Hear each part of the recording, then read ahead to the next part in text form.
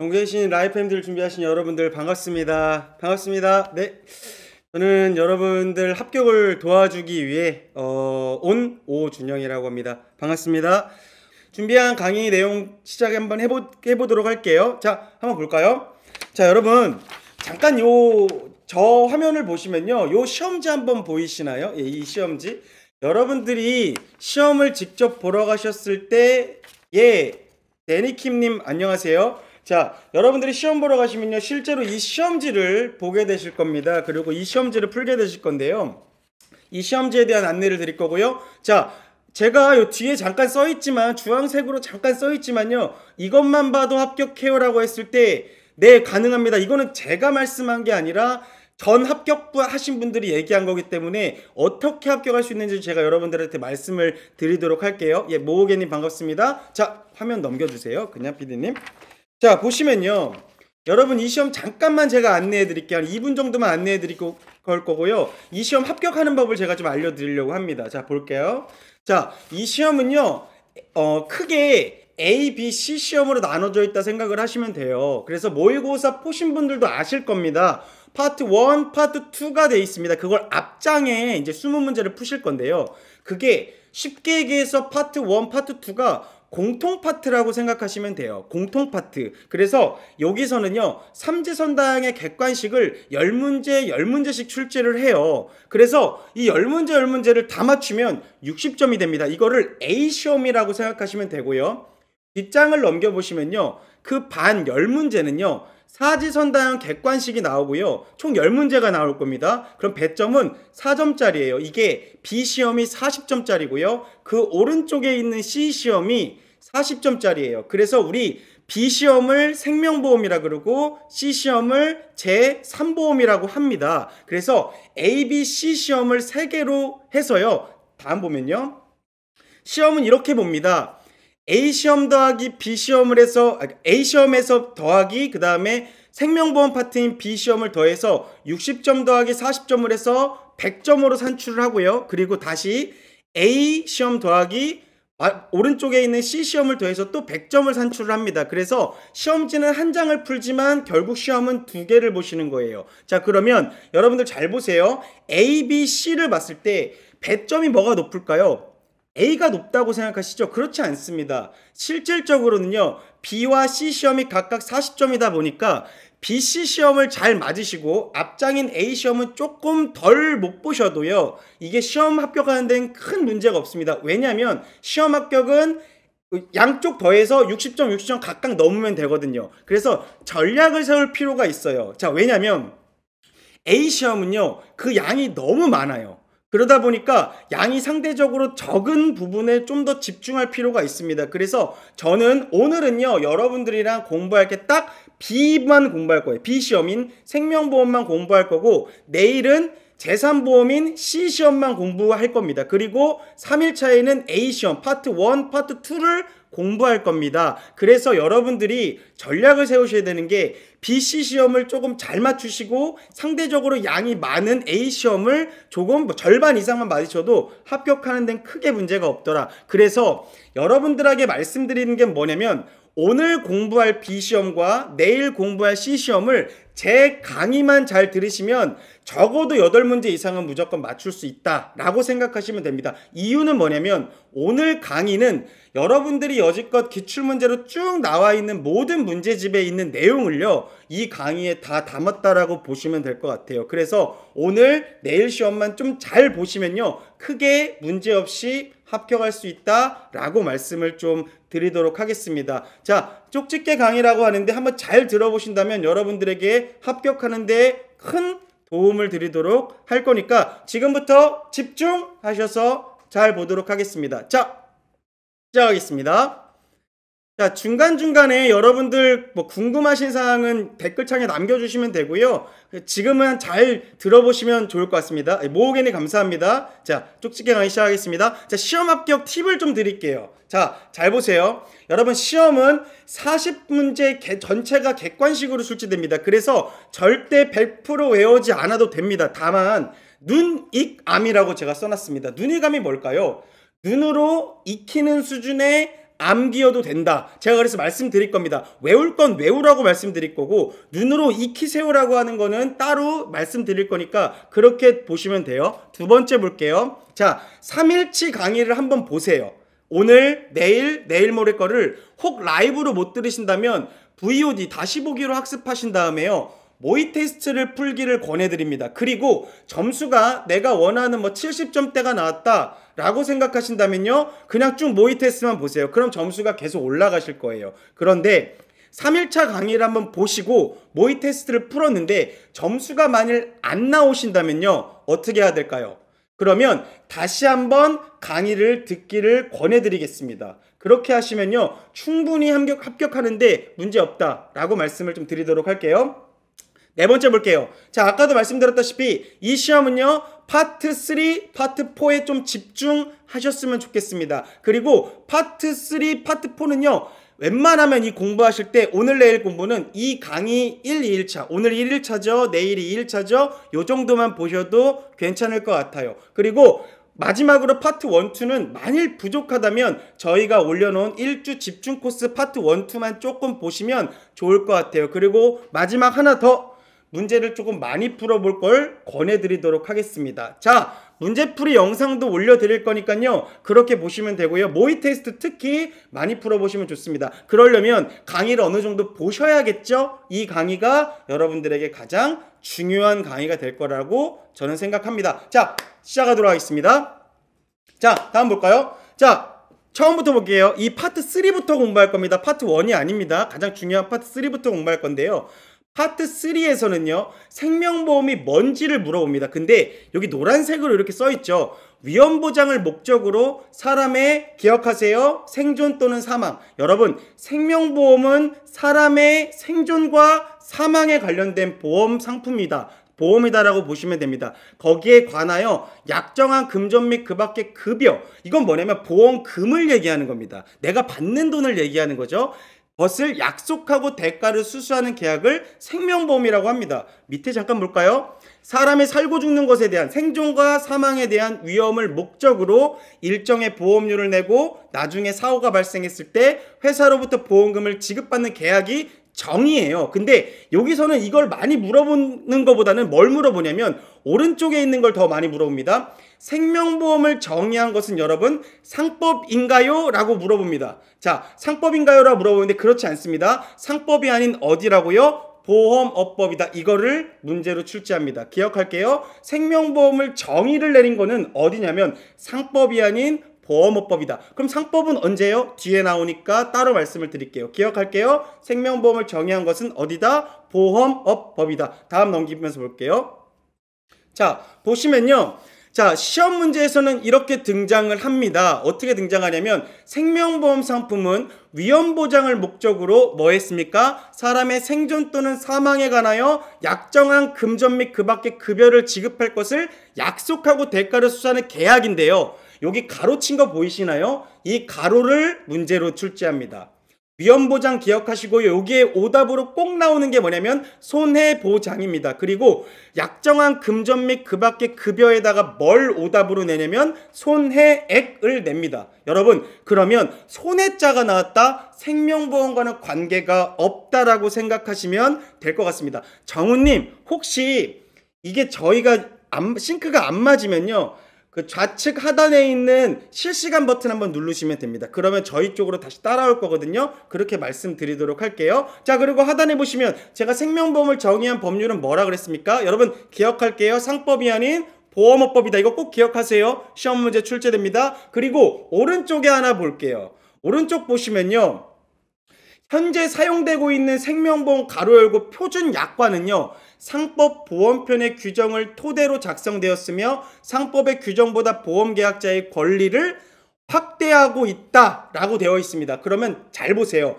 현재 사용되고 있는 생명보험 표준 약관, 이게 가장 최근에 등장한 문제입니다. 그래서 이걸 가로찾기 문제로 냈거든요. 여러분, 우리가 알고 있는 약관은요. 상법의 보험편을 토대로 만들었고요. 상법의 보험편보다 약관이라는 게 보험계약자의 권리를 더 확대하고 있습니다. 이거 꼭 기억하시면 시험 문제 한 문제 맞추시는데 도움되실 것 같아요. 자, 다음 볼게요.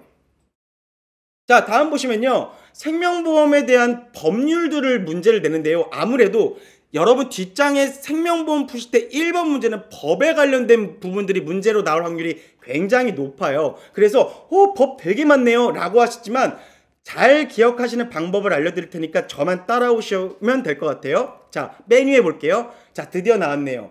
상법의 보험표는요, 뭘 하는 아이냐면 생명보험 계약관계를 규율하는 법률입니다. 계약자는 뭐고요, 피보험자는 뭘 해야 되고요, 수익자는 뭘 해야 되고요. 나중에 다 3일차에 설명드릴 거예요. 계약자는 보험료 내는 사람이고요, 피보험자는 쉽게 얘기해서 보험의 대상자인 피를 흘리는 사람이고요, 그리고 수익자는 보험금을 받아가는 사람. 이런 사람들을 계약관계를 규율하는 법률이 상법 보험편이에요. 어렵네요. 상법은요, 생명보험 계약관계를 규율하는 법률이다. 요것만 기억하시고 넘어갈게요. 자, 밑에 볼게요.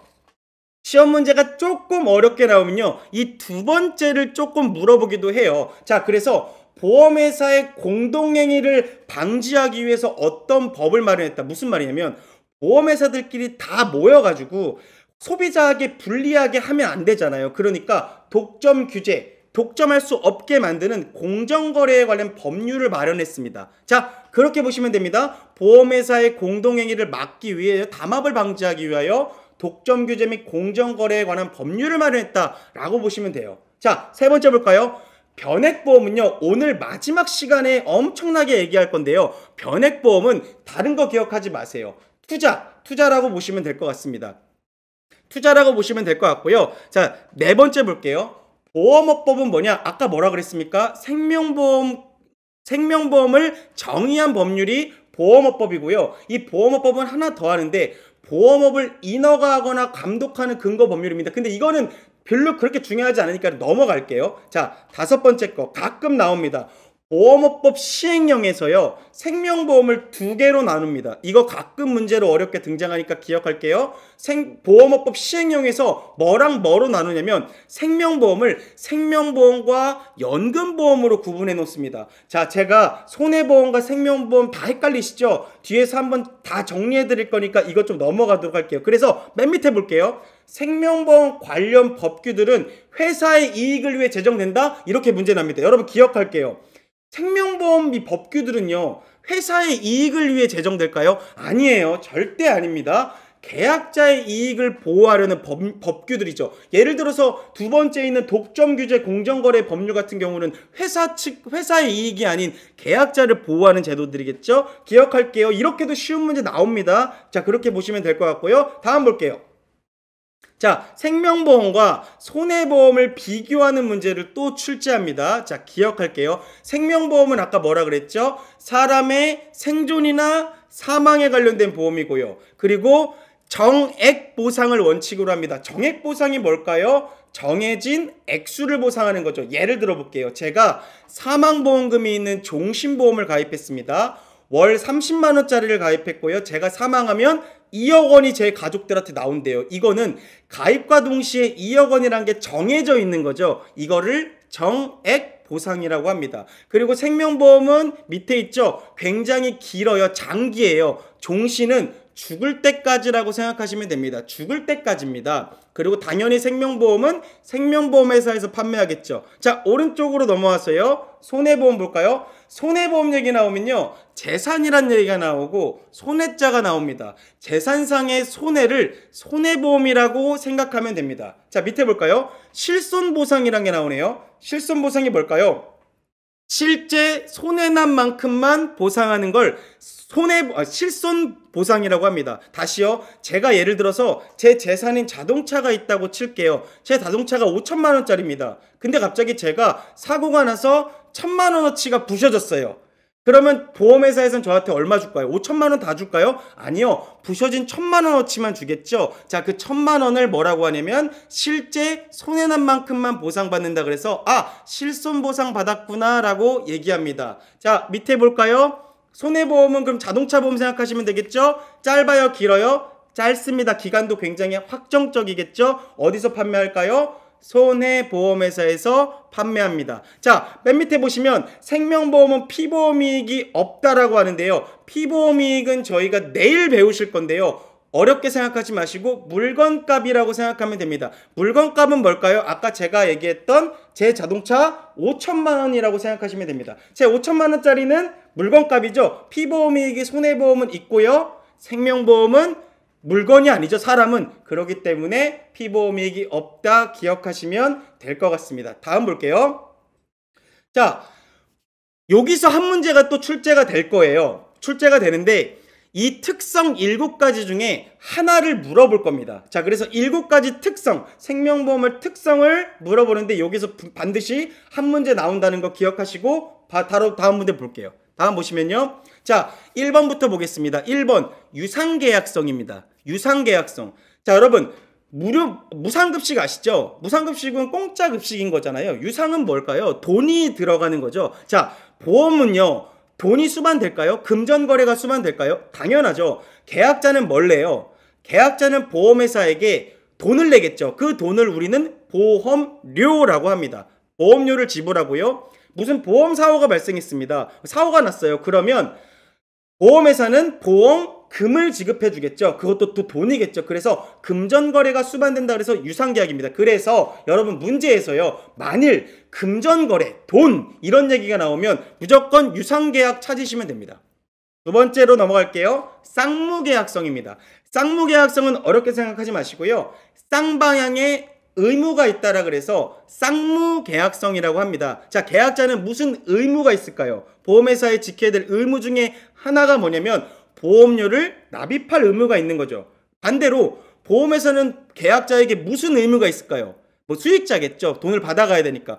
보험금을 지급할 의무가 있는 겁니다. 그래서 양쪽이 어떤 의무를 갖고 있다 그래서 그거를 쌍무계약성이라고 합니다. 세 번째 볼게요. 얘가 가장 많이 등장합니다. 시험에. 자, 분료식 계약입니다. 여러분 잘 보세요.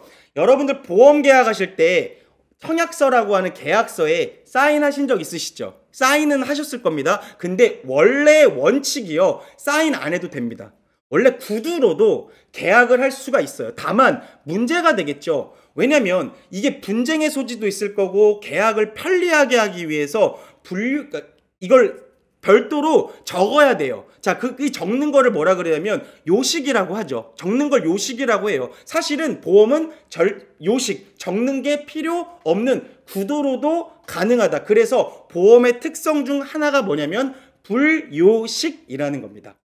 다시요. 원래 우리는 지금 적고 있으니까 자꾸 요식 계약을 물어보겠죠. 지금 요식 계약을 하고 있으니까 적고 있으니까 이걸 시험 문제에 내겠지만 실제로 보험은 적지 않아도 됩니다. 그걸 불요식 계약성이라고 합니다. 기억할게요. 다음 볼게요.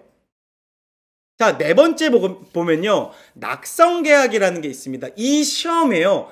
굉장히 많이 등장하는 것 중에 하나가 이 용어입니다. 잘 기억하세요. 자, 계약자가 청약을 하면 계약은 성립한다. 이렇게 문제를 냅니다. 여러분, 맞는 말일까요, 그게? 계약자가 청약을 하면 계약은 성립한다. 언뜻 보면 맞죠? 근데 이건 틀린 얘기입니다. 이유는 뭐냐면, 계약자가 청약한다고 계약이 성립되는 게 아니라, 보험회사가 계약을 승낙해야 돼요. 승낙해야 됩니다. 그래서 승낙하는 게 필요한 게 뭐냐면 낙성계약이라고 합니다. 낙성계약이라고 하고요. 이거 계약 당사자 간의 의사합치만으로 계약이 성립되는데 누구의 승낙이 필요하냐면 보험회사의 승낙이 필요한다라고 보시면 될 것 같습니다. 다섯 번째 볼게요. 자, 부합계약성 볼게요. 부합계약성 보시면요. 부합계약성 나왔다. 약관만 찾으세요. 약관. 무슨 말이냐? 여러분, 보험회사는요, 여러분들이 계약하실 때마다 개개인의 보험 약관을 만들어줄 수가 없어요. 그러다 보니까 약관을 딱 만들어 놓습니다. 그래서 이 약관을 여러분들이 선택하느냐 선택하지 않느냐에 따라서 이 계약을 받고 안 받고를 결정합니다. 그러다 보니까 그걸 우리가 무슨 말이냐면 부합계약성이라고 합니다. 자, 그러다 보니까 만일 이 약관이 개개인에 다 맞춰지지 않았기 때문에 만일 분쟁이 조금 이게 글씨가 조금 깨졌는데요. 분쟁의 소지가 났을 경우에는요. 누구의 편을 들어주냐면 작성자 불이익의 원칙을 적용합니다. 그럼 약관을 작성한 사람이 누굴까요? 예, 보험회사겠죠. 보험회사가 불이익을 당해야 된다. 그래서 약관의 내용이 모호할 경우에는요, 작성자 불이익의 원칙, 보험회사가 불이익을 당해야 된다. 그래서 계약자의 편을 손을 들어준다는 걸 보시면 됩니다. 부합계약성 어렵게 생각하지 마세요. 약관자 나왔다, 부합계약성 찍고 넘어가시면 됩니다. 여섯 번째 볼게요. 여섯 번째는요, 사행계약성입니다. 자, 보험금은요, 장래의 우연한 사고에 따라 지급된다. 자, 기억할게요. 사행계약성 나왔다, 우연한 사고 찾으시면 시험 문제 맞추고 넘어가실 수 있습니다. 자, 사행계약성은 우연한 사고다. 보험은 늘 우연한 사고로 보험금이 지급되니까요. 자, 7번 볼게요. 선의 계약성입니다. 이 선자가 뭐냐면 착할 선자를 말합니다. 누가 착해야 될까요? 예, 계약자의 착한 마음을 요구합니다. 밑에 글씨가 좀 잘렸는데요. 제가 말씀드릴게요. 선의 계약성 나왔다 라고 하시면요, 계약 전 알릴 의무를 찾으시면 됩니다. 여러분들이 계약을 하실 때 내 키가 뭐고 몸무게가 뭐고 내가 과거에 아팠고 지금 어디가 아프고 이걸 적는 걸 계약 전 알릴 의무라 그러는데, 그거 적을 때 있는 그대로 잘 써야 될까요? 말아야 될까요? 있는 그대로 잘 적어야겠죠. 그거를 선의, 착한 마음을 갖고 계약해야 된다. 그래서 선의 계약성이라고 합니다. 그래서 선의 계약성 나오면 계약 전 알릴 의무를 찾으시면 됩니다. 다음 볼게요. 자, 여러분들이 가장 어려워하는 겁니다. 글씨가 조금 작죠. 근데 아마 전월달에 공부하신 분들이 가장 어려워했던 부분이 여러분 이 부분이라고 보시면 될 것 같아요.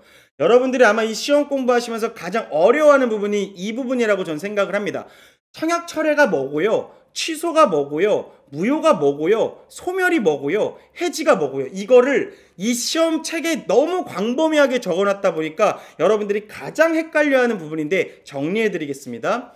제가 자세하게 말씀드리는 거 어차피 내일이나 내일 모레 또 이 부분을 말씀드릴 거기 때문에 조금 간략하게만 말씀드릴게요. 여러분, 청약철회는 반품입니다. 제가 보험 가입한 다음에 반품시키는 걸 청약철회라고 생각하시면 됩니다. 홈쇼핑 생각하세요. 근데 이거는 기준이 있습니다. 언제냐면 증권을 받은 날로부터 15일이고요. 청약일로부터 30일 안에 청약철회가 가능합니다. 그 이유는 안 돼요. 근데 청약 처리가 안 되는 계약들이 있습니다. 일단 첫 번째, 보험계약 기간이 1년 미만인 애들, 그리고 진단계약, 의사의 진단이 필요한 계약들, 그리고 국가 같은 전문 보험계약자가 계약한 것들은 청약 처리가 불가능합니다. 이건 뒤에 3일차에 자세하게 나오니까 자세하게 그때 학습하면 되고요.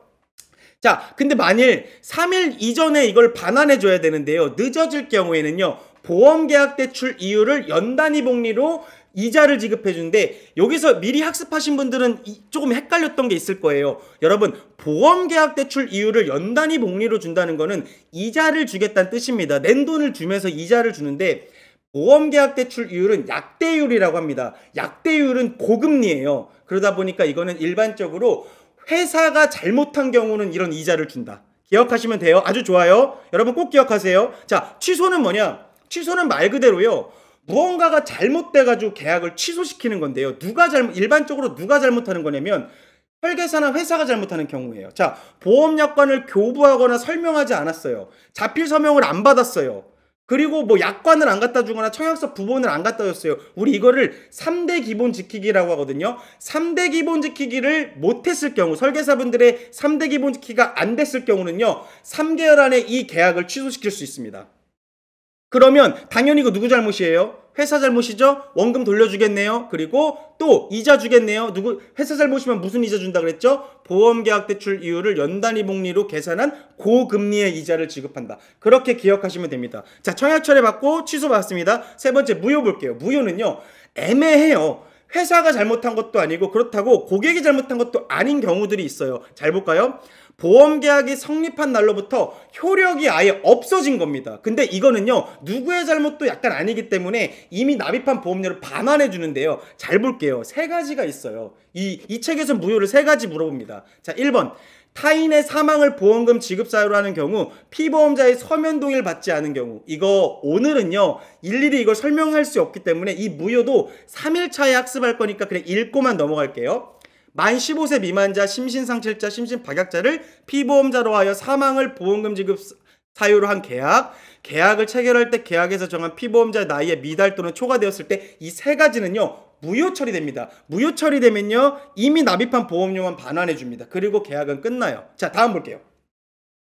자, 다음 보시면요, 소멸과 해지가 있습니다. 여러분, 소멸은 뭘까요? 소멸은 말 그대로 계약이 그냥 끝난 건데요. 왜 끝났냐면 보장받아야 될 피보험자가 없어진 계약을 얘기하는 겁니다. 피보험자가 사망한 거예요. 예를 들어 볼까요? 제가 사망보험금이 있는 상품을 가입했는데 제가 사망했어요. 그럼 당연히 이제 피보험자가 없어진 거잖아요. 그럼 이 계약은 이제 사망보험금이 지급되고 계약이 소멸되겠죠. 반대로 산보험, 제가 내일 말씀드릴 건데, 제가 암보험을 가입했는데 제가 교통사고로 사망했습니다. 근데 제가 이제 암보험을 가입했는데 교통사고로 사망해도 제가 없어진 거니까 이 보험 더 이상 없어지겠죠. 그러면 책임준비금 지급하고 계약 소멸되는데, 이건 내일 너무 중요한 거니까 내일 말씀드릴 거예요. 자, 해지 볼까요? 해지는 말 그대로 고객이 계약을 해지하는 경우예요. 근데 여기서 하나만 더 기억하세요. 이걸 시험 문제로 많이 내요. 고객이 계약 전 알릴 룸을 위반했습니다. 그럼 누구 잘못일까요, 이거? 여러분 잘 생각해보세요. 여지껏 보험회사가 잘못한 경우들이 많았죠. 근데 이 고객이 계약 전 알릴 룸을 위반했습니다. 아팠던 사실을 다 숨겼어요. 그리고 계약을 거짓말로 했습니다. 그러면 회사는요, 보장을 제한하거나 아니면 계약을 해지할 수 있습니다. 그럼 해지하게 되면 뭘 줄까요? 낸 돈을 다 돌려줄까요? 아니에요. 해지환급금을 지급해 주겠죠. 그럼 해지환급금은 기납입보험료를 우리가 낸 돈이라고 표현하거든요. 낸 보험료보다 적을 수 있다. 요걸 기억하시면 됩니다. 그래서 여러분들이 가장 헷갈려하는 게 뭐냐면 청약 철회, 취소, 무효, 소멸, 해지 이렇게 정리하고 넘어가시면 큰 문제 없더라 라고 보시면 됩니다. 자, 다음 볼게요. 자, 생명보험 상품의 특징을 볼까요? 무형의 상품이 있고 미래지향적 상품이고 장기 효용성 상품이고 다 이렇게 쭉 있는데 하나 위에부터 볼게요. 무형의 상품입니다. 구매에 따른 효과를 바로 느낄 수 있어요. 형체가 없습니다. 바로 느끼기 어려워요. 보험 가입했다고 뭐 형체가 있는 건 아니잖아요. 두 번째, 미래지향적 상품이죠. 보험을 과거를 보장받으려고 하는 게 아니라 먼 미래에 대한 보장이죠. 미래지향적 상품이고요. 자, 보험 가입한 다음에 제가 보험 가입했다 뭔가 효과를 느낄까요? 아니요. 보험은요, 먼 미래에 보험사고가 대부분 일어나기 때문에 먼 미래에 보험사고가 발생하면 내가 보험 가입했구나라는 효과를 인식합니다. 네 번째, 자, 제가 말씀드렸죠. 청약만이 계약 성립 요건은 절대 아닙니다. 나 청약할게, 계약이 성립됐다 그랬습니까? 아니요. 보험회사가 뭐 해야 됩니까? 낙성 계약이었죠. 승낙해야지만이 되는 거죠. 청약과 승낙이 필요하더라. 밑에 볼게요. 이거 은근히 많이 나오더라고요. 계약자의 라이프 사이클을 고려한 상품이다. 다양한 설계가 가능하다. 그리고 밑에 가입 후에도 관리가 필요하다. 계약 후 관리가 필요한 상품이다. 맨 밑에 볼까요? 보험 가입 후 보장 내용을 설명하면 된다. 언뜻 보면 맞죠? 여러분, 보장 내용을 보험 가입한 다음에 설명하는 게 맞아요? 아니죠. 보험 가입 전에 보장 내용을 설명해야 되죠. 너무나 당연한 얘기인데 이런 걸 물어봅니다. 실제로 시험에서는 꼭 기억하세요. 다음 볼게요. 자, 여러분, 여기서는 이제 두 가지 정도를 물어보는데요. 하나를 볼게요. 대수의 법칙이라는 게 있습니다. 대수의 법칙은 뭐냐면 관찰 횟수를 늘리면 일정한 확률이 비슷하게 진행되는 건데, 이 대수의 법칙에 따라서 상품을 개발하고 보험료를 개발합니다. 자, 무슨 말이냐? 예를 들어 볼게요. 건강에 나쁜 20대인 홍길동이 있어요. 근데 건강한 50대인 변사또가 있어요. 여러분, 동일한 보험을 가입한다면 여러분들 생각에는 누가 더 비싸야 될까요?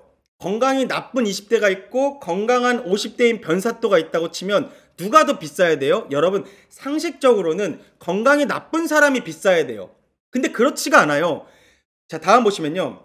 일반적으로는 그렇지가 않은 게, 자, 다음 보시면 20대인 이런 홍길동이라는 사람을 모아놓고 50대인 변사또인 사람을 모아놓다 보니까 아까 한 사람만 봤을 때는 변사또가 훨씬 더 건강했는데 20대인 사람들을 많이 모으면 모을수록 20대인 사람들이 더 건강하더라는 거예요. 그러면 50대인 사람들은 상대적으로는 덜 건강한 거죠. 그러다 보니까 일반적인 똑같은 보험을 가입하더라도 20대인 사람들에게 더 적은 보험료를 받고 50대인 사람들에게 더 많은 보험료를 받을 수밖에 없는 겁니다. 이게 뭐냐면 관찰 횟수를 늘리면 사람을 모으면 모을수록 그 확률은 일정해진다는 게 대수의 법칙이더라 라고 보시면 됩니다. 다음 볼게요. 자, 다음은 두 번째 원칙은 뭐냐면 수지상등의 원칙인데요. 요거는 너무 어렵게 생각하지 마시고요. 딱 하나만 기억하시면 될 것 같아요. 계약자들이 내는 보험료 총액과 보험회사가 지급하는 보험금의 합은 같습니다. 다시요. 계약자가 내는 보험료의 총액과 보험회사가 주는 보험금의 총액은 같다. 이거를 수지상등의 원칙이다라고 합니다. 다음으로 넘어갈게요. 자, 다음 보시면요. 댓글 퀴즈까지 얼마 안 남았네요. 조금만 집중해 볼게요. 자, 너무 좀 빠르죠? 근데 오늘 좀 내용들이 많다 보니까요. 조금만 서두를게요. 자, 기초 서류 작성을 하는데요. 이거 시험 문제 단골로 출제합니다. 기억할게요.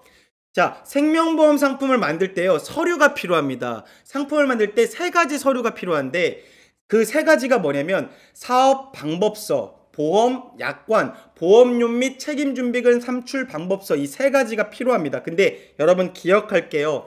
이 세 가지는요. 다 외우지 않으셔도 됩니다. 자, 한 글자씩만 따서 사보보 외울게요. 사보보 외울게요. 왜냐면 오답으로 대부분 상품 설명서 등을 섞어서요. 이 중에 기초 서류가 아닌 것은 찾아라 등의 문제로 대부분 출제합니다. 그래서 사보보만 외우시자고요. 다 외울 수 없으니까 눈으로 익히세요. 사보보 그리고 외우세요. 사보보 꼭 기억하시면 됩니다. 그리고 오른쪽 맨 위에 볼까요? 상품을 만들었죠. 그러면 판매하기 전에 어디에 신고해야 될까요? 금융위원회에 신고해야 됩니다. 자, 금융감독원이 아닙니다. 생명보험협회 아닙니다.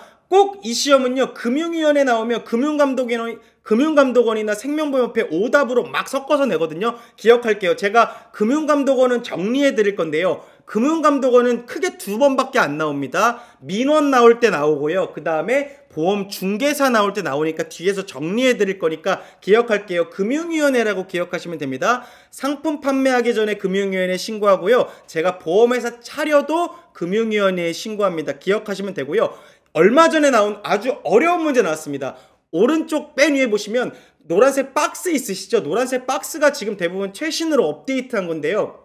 여기 보시면 신고를 뭐로 바꿨냐면 보고한다로 바꿨습니다. 진짜 치사하게 문제 나왔죠. 신고를 보고로 바꾸기도 합니다. 그러니까 금융위원회에 신고한다. 꼭 거기까지 기억하시면 좋을 것 같아요. 그리고 아까 맨 밑에 제가 뭐라 그랬죠? 생명보험을 정의한 곳은 어디였죠? 보험업법인데 상품 개발 원칙도 어디서 정의했냐면 보험업법이에요. 여기서 정의자 나오면 대부분 보험업법이다라고 생각하시면 아주 좋습니다. 주계약이 있고 특약이라는 얘기 많이 들어보셨죠? 주계약은 이렇게 생각하시면 됩니다. 기본 보장 계약이라고 하는데요. 그냥 기본입니다. 근데 이게 기본이 뭐냐면 차량의 본체를 생각하시면 되고요. 특약은 뭘 생각하시면 되냐면 차량의 옵션을 생각하시면 됩니다. 그래서 뭔가 추가하는 것들을 특약이라고 보시면 됩니다. 자, 볼까요? 다음 보시면요. 자, 주계약은요. 계약 성립의 기본입니다. 계약 성립의 기본이고요.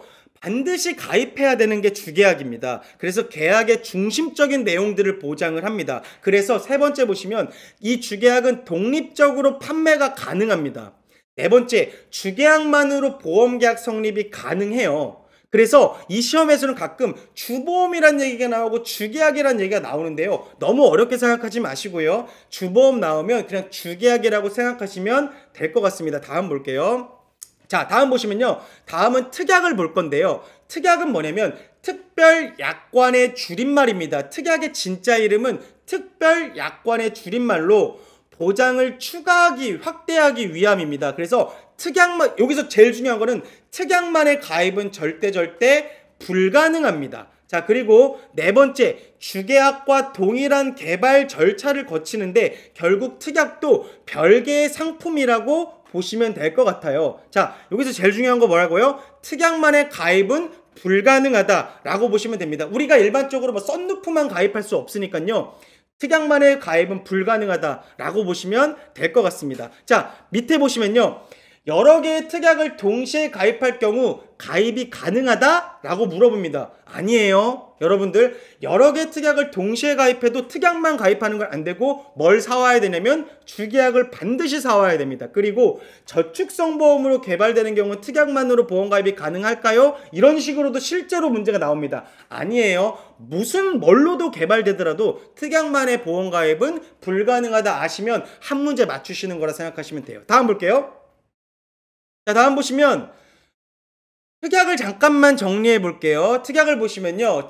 보장을 추가 확대하기 위한 특약이 있는데요. 첫 번째 특약은 뭐 질병에 관련된 특약, 재해에 관련된 특약, 입원 수술, 정기 특약 이런 거 다 한번 눈으로 봐보세요. 여러분들 다 한번 봐보시면 암이나 성인병, 치매, 간병비 다 뭐냐면 보장을 막 넓히는 특약들이잖아요. 이런 특약들을 우리가 뭐라 그러냐면 보장을 추가 확대하기 위한 특약이라고 보시면 됩니다. 이런 특약들은 당연히 보험료를 추가로 낼까요? 안 낼까요? 예, 냅니다. 근데 이 특약은 밑에 뭘로 나눠지냐면 의무부가 특약과 선택 특약으로 나눠집니다. 의무부가 특약은 뭘까요? 주계약에 의무적으로 결합한 특약을 특약을 얘기합니다. 자, 그럴 경우에는요, 주계약에 의무적으로 붙어 있다 보니까 계약자의 선택은 안 되죠. 그러니까 의무적으로 들어있는 거죠. 그리고 밑에 보시면 선택 특약이 있습니다. 계약자의 선택으로 인한 특약이 있겠죠. 이건 대부분의 특약들을 얘기하는 겁니다. 자, 노란색 박스 볼까요? 시험 문제 이렇게 출제됐습니다. 부과하는 방식에 따라 의무부가 특약과 제도성 특약으로 나뉜다? 아닙니다.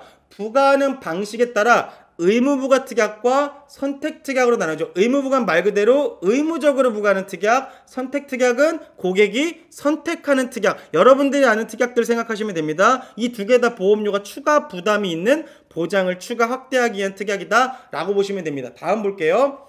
제도성 특약 볼까요? 제도성 특약은 뭐냐면 이렇게 외워주시면 됩니다. 4개만 외울게요.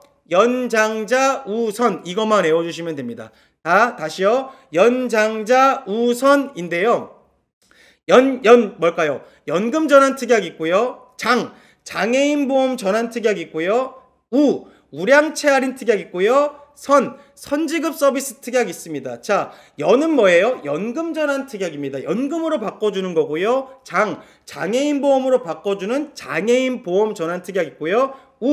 우량채 할인 특약은 건강한 사람들에게 보험료를 깎아주는 겁니다. 이건 3일날 또 나오니까 기억 한번 해볼게요. 우량채 건강한 사람에게 보험료를 깎아주는 거라고 보시면 될 것 같습니다. 자, 선지급 서비스 특약은 뭐냐면 의사가 이 사람이 1년 안에 사망할 거라고 간주하면 그냥 사망하지 않았음에도 불구하고 사망보험금을 지급하는 것을 선지급 서비스 특약이라고 합니다. 그래서 이 제도성 특약은요, 기억할게요. 보험료 부담이 없는 공짜 특약입니다.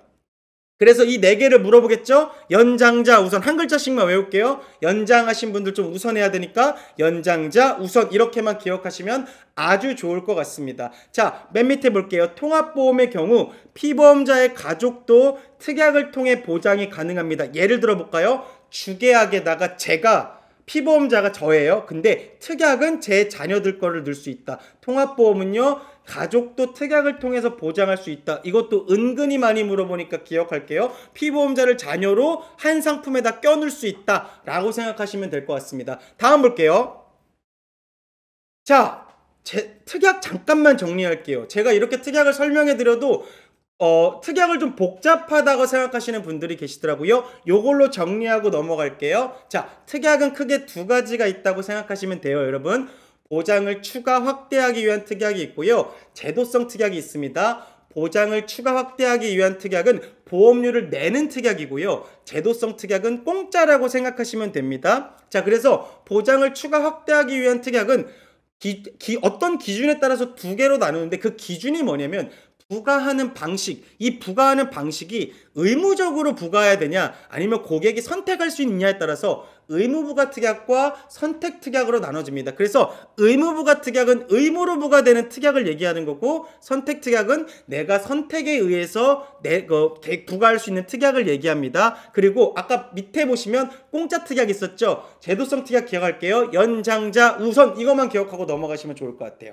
자, 특이하게 좀 정리가 됐죠? 다음 넘어갈게요. 자, 혹시나 말씀을 드리는데요. 네, 아까 제가 강의 진행하느라고 저희가 댓글 퀴즈를 11월 달에 해보니까 저희 화면이랑 여러분들 화면이 조금 이제 다른 부분이 순서가 다르더라고요. 그래서 저희가 혹시나 좀 저희가 오타를 낼 수도 있지만 저희 화면이랑 조금 다른 거는 양해를 한번 부탁을 드리도록 하겠습니다. 자, 진행할게요. 자, 생명보험 상품의 분류가 있는데요. 자, 요거 잘 보세요, 여러분들. 어떻게 되냐면 보험계약의 대상이 누구인가에 따라서 두 개로 나눠집니다. 근데 자, 또 나왔네요. 노란색 박스. 노란색 박스는 실제 여러분들 나오는 거, 요즘 나오는 거 여러분들 다 적어 놓은 거니까 기억할게요. 보험계약의 대상이 누구냐? 이 보험이 누구 대상입니까? 라고 물어본 다음에 그걸 두 가지로 나누는데 이거를 이렇게 실제로 낸 적이 있죠. 보험계약자의 수에 따라 나눴다. 근데 여러분 이거는 보험계약자의 수로 나눈 게 아니고 냉정하게 따지면 피보험자의 대상에 따라 나눈 겁니다. 보험계약의 대상이고 보험계약자의 수가 아니라는 걸 꼭 기억하시면 좋아요. 자, 어떻게 나눴냐면 개인보험과 단체보험으로 나눴습니다. 개인보험부터 볼까요? 개인보험은 말 그대로 저희가 가입한 보험이에요. 피보험자를 개인으로 한정한 보험, 제 보험, 여러분들 보험을 개인보험이라고 생각하시면 됩니다. 근데 단체보험은 뭘까요? 단체보험은 단체의 구성원들을 피보험자로 단체 또는 대표가 가입해주는 겁니다. 뭐냐면 회사에서 대표가 종업원들을 위해 가입하는 보험을 단체보험이라고 생각하시면 됩니다. 그래서 동일한 회사를 다니던가 사업장을 다니는 5인 이상 근로자에 해당된다라고 보시면 될 것 같아요. 5인 이상 근로자를 기억하시면 됩니다. 단체보험은 5인 이상 기억하시면 되고요. 밑에 보험료를 일괄 납입. 이거 누가 내는 거냐면 대표가 한 번에 낼 거 아닙니까? 그러다 보니까 계약 관리가 편하겠죠. 회사에서 당연히 저렴하게 해줍니다. 그래서 비교적 개인보험보다 단체보험이 저렴합니다. 좀 편하니까요. 그래서 이렇게 보시면 됩니다. 맨 밑에 대표적인 단체보험은 뭐가 있을까요? 퇴직연금 있겠네요. 퇴직연금. 여러분 종업원들이 퇴직금 쌓아놓는 걸 퇴직연금이라고 하거든요. 뒤에 나옵니다. 그걸 이제 퇴직연금이고 이게 대표적인 단체보험이고요. 자, 단체 보장성 보험, 단체 저축성 보험 모두 판매합니다. 기억할게요. 뭐 단체 보장성 보험만 판매합니다. 이런 식으로 나와요. 아니에요. 단체 보장성 보험, 단체 저축성 보험 다 판매한다. 꼭 기억하시면 될 것 같습니다. 다음 볼게요. 자, 요거 한 번만 볼게요. 여러분들이 가장 어려워하는 부분을 좀 정리해 드릴게요. 자, 아무래도 여러분들에게 도움을 드려야 되기 때문에 요거 잘 볼게요. 여러분들이 아마 이 시험 공부를 하시면서 굉장히 어려워하시는 부분이 이 부분이기도 합니다. 자, 그래서 볼까요? 생명보험 뭐 보장성, 저축성 뭐 엄청 나오거든요. 이거를 조금만 정리해 드릴게요, 제가. 여러분, 보험은 크게 생명보험과 손해보험으로 나눕니다. 재산보험은 내일 배울 거니까 좀 나중에 떨어뜨려 놓을게요. 생명보험과 손해보험이 있는데요. 우선 생명보험 빼고 손해보험 먼저 볼게요. 여러분 손해보험엔 뭐가 있냐면 자동차보험, 재보험, 보증보험, 해상보험, 화재보험 등이 있습니다. 뭐 자동차보험 말 그대로 자동차, 재보험은 보험에 보험을 가입하는 거니까 좀 어렵지만 그냥 넘어갈게요. 보증보험은 보증받는 거죠.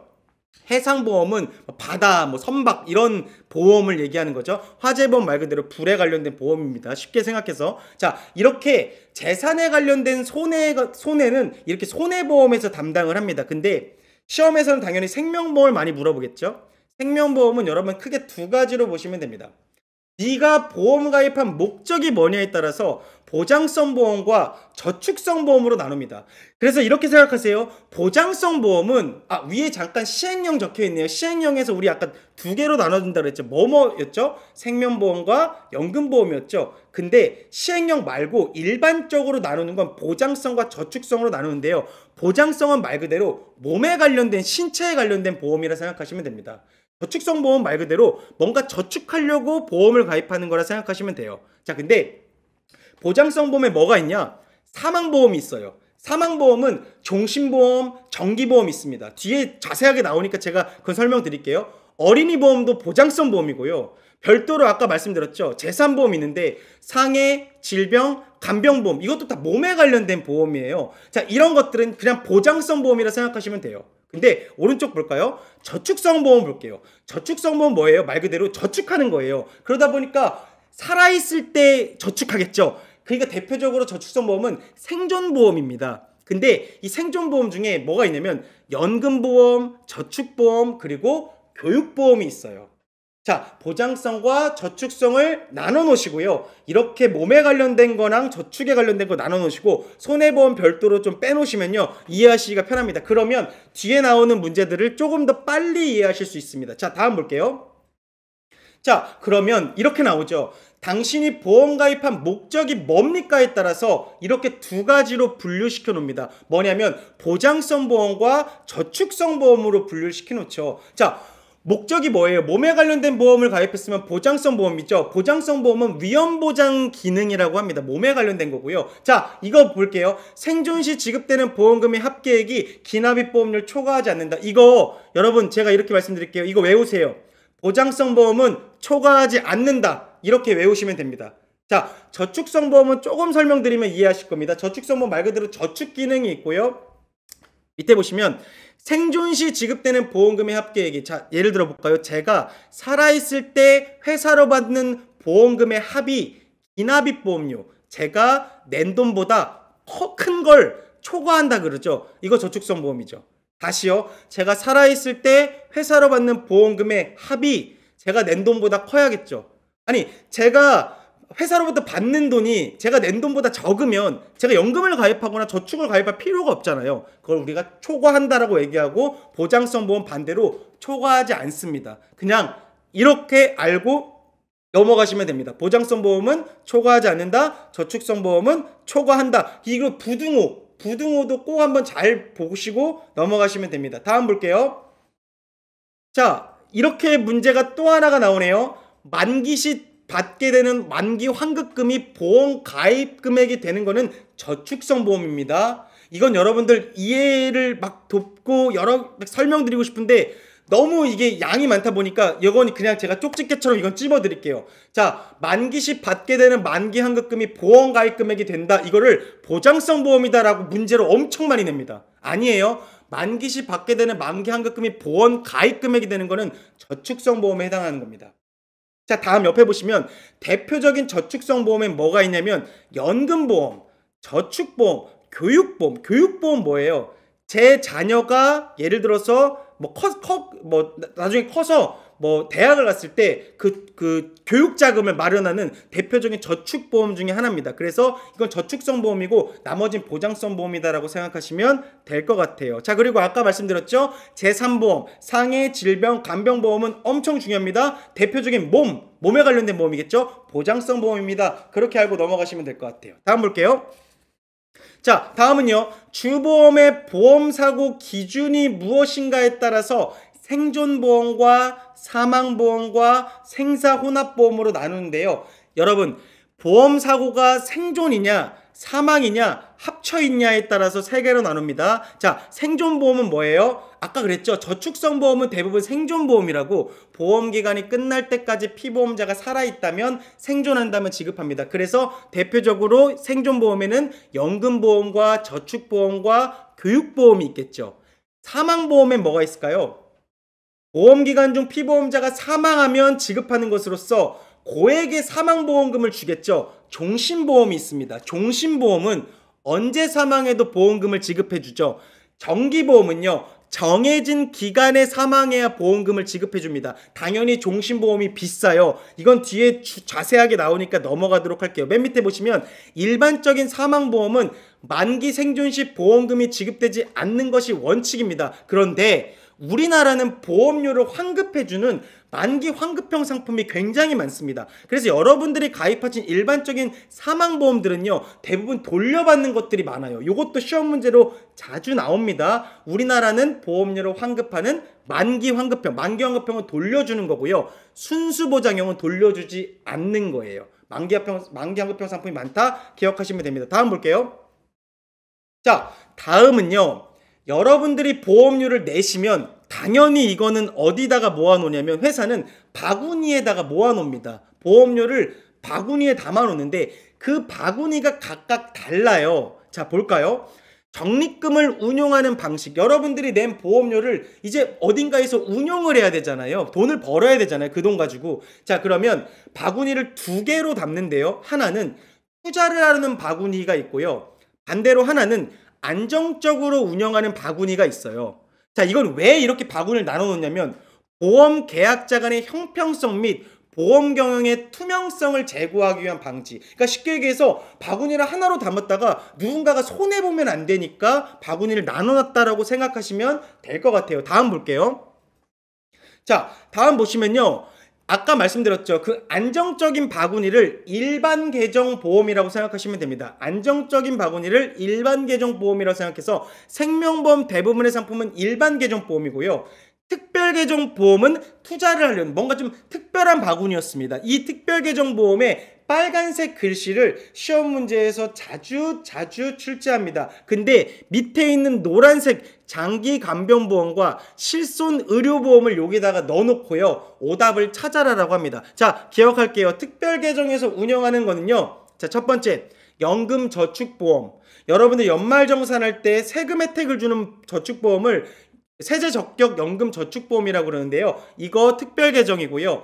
퇴직연금보험 특별계정이고요. 기억할게요. 변액자 붙으면 무조건 특별계정입니다. 변액보험 특별계정이고요. 퇴직연금 실적배당형 보험 그리고 자산연계형 보험도 특별계정입니다. 이렇게 얘네들 제외하고 뭐 장기간병보험, 실손의료보험 넣어놓고요. 여기서 특별계정이 아닌 것은 찾아라 이런 문제가 나옵니다. 실제로 그렇게 알고 넘어가시면 될 것 같아요. 다음은요. 준비금의 이자를 어떤 방식으로 적립하느냐에 따라서 네 가지로 나눠준다. 꼭 기억하시면 될 것 같습니다. 자, 확정 금리형, 그리고 금리 연동형, 그리고 실적 배당형, 그리고 자산 연계형 이 네 가지로 나누는데요. 준비금의 이자는요. 확정 금리형 첫 번째 뭘까요? 예를 들어서 제가 보험료를 냈어요. 그러면 이걸 막 이자를 적립해야 될 거 아닙니까? 이자를 적립하는데 그 이자를 어떻게 적립하냐에 따라서 첫 번째 확정금리형으로 나누는데요. 확정금리형 이거예요. 최초 가입 시 야 너에게 예를 들어 3% 네 보험계약이 끝날 때까지 이자 3%씩 지급할게. 이거를 확정금리형 금리가 확정되어 있다고 해서 확정금리형이라고 합니다. 그래서 최초 가입 시 정한 이율로 만기까지 이자를 적립하는 걸 확정금리형이라 그러고요. 옆에 보시면 금리 연동형이라는 게 있어요. 금리 연동형은 뭐냐면 시장금리에 따라 일정 기간마다 적립이율을 변동하여 적용하는 것을 우리가 금리 연동형이라고 합니다. 그래서 변액보험을 제외한 대부분 저축성 보험들은 이 금리 연동형을 쓰고 있습니다. 근데 시험 문제에서는 다음 문제를 자주 냅니다. 다음 볼까요? 자, 시험 문제에서는 요걸 많이 냅니다. 자, 실적배당형과 자산연계형을 시험 문제에서는 많이 내고요. 이 실적배당형 보험 나왔다 하시면요. 여러분 뒤에 나오겠지만 변액보험을 생각하시면 됩니다. 변액보험 얘기는 많이 들어보셨죠? 변액보험이 이 대표적인 실적배당형 보험이라고 생각합니다. 그래서 정해진 이율이 아닌 보험료 적립금을 뭘로 운용할까요? 주식을 기반으로 한 펀드로 운용을 한다. 그래서 매일 바뀌어요. 주식시장 매일 바뀌잖아요. 그래서 내 보험금도 매일 바뀝니다. 그래서 매일 펀드로 운용하는 걸 실적 배당형이라 그러고요. 이건 투자 성과가 100% 누구 책임이냐면 계약자 책임입니다. 그래서 회사가 보장을 안 해줘요. 변액보험 같은 경우는. 그래서 실적 배당은 굉장히 공격적인 투자라는 상품이다라고 보시면 될 것 같습니다. 오른쪽 보시면요.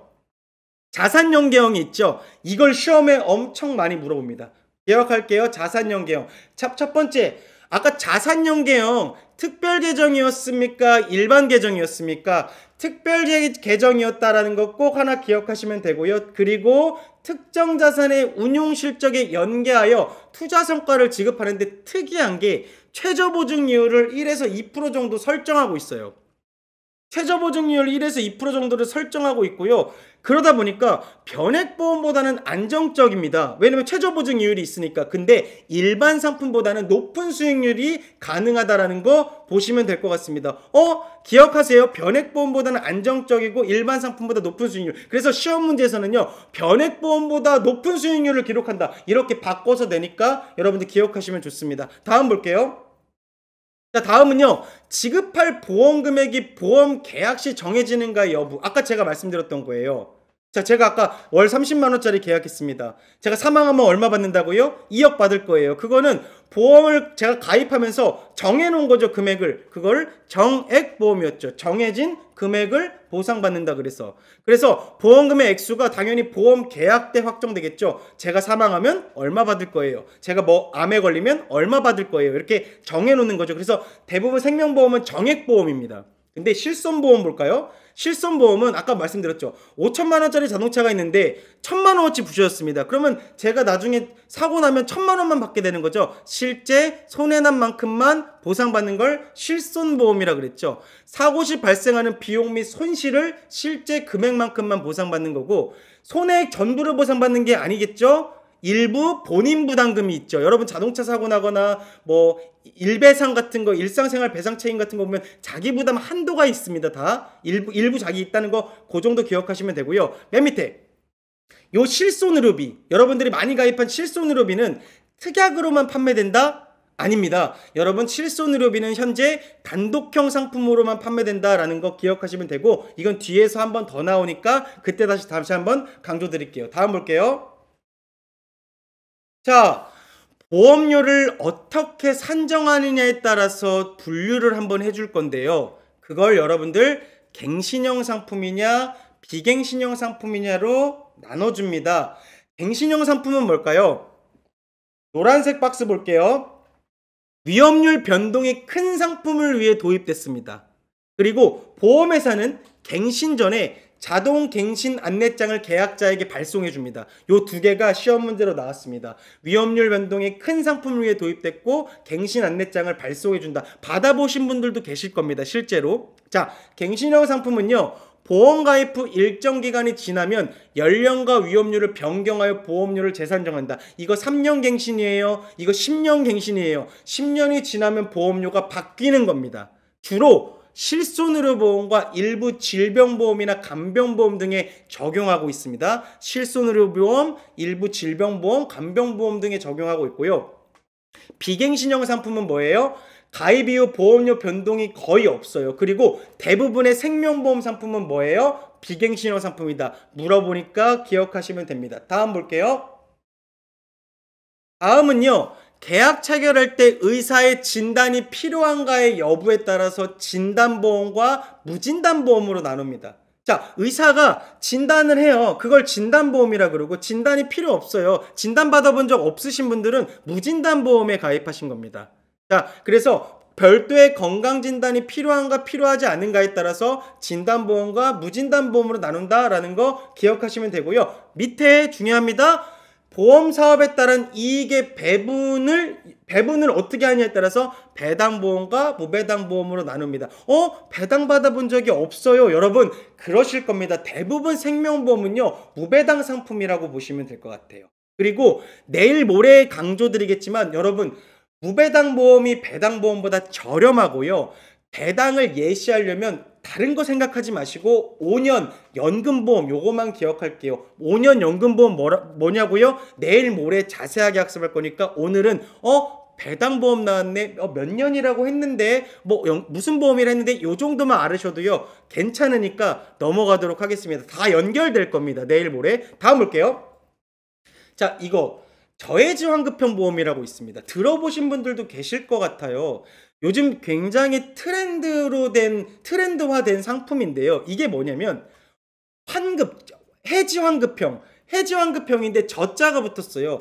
해지 환급금을 깎아버리는 겁니다. 무슨 말이냐면 동일한 보장을 받는데 보험료를 내려버리는 겁니다. 근데 보험료를 내리는 대신에 보장은 똑같아요. 근데 뭘 내리냐면 중간에 고객님이 보험료를 내시는 기간 동안에 해지하게 되면 해지환급금을 감소시키는 보험입니다. 그러니까 해지환급금을 떨어뜨리고 보험료를 떨어뜨려버리는 보험입니다. 그래서 장단점이 있죠. 중간에 해지하게 되면 해지환급금이 감소하게 되는 단점은 있는데 이게 보험료가 저렴한 장점이 있는 상품이거든요. 그래서 장점은 보장은 동일한데 보험료의 부담이 주는 거고 단점은요 기억하세요.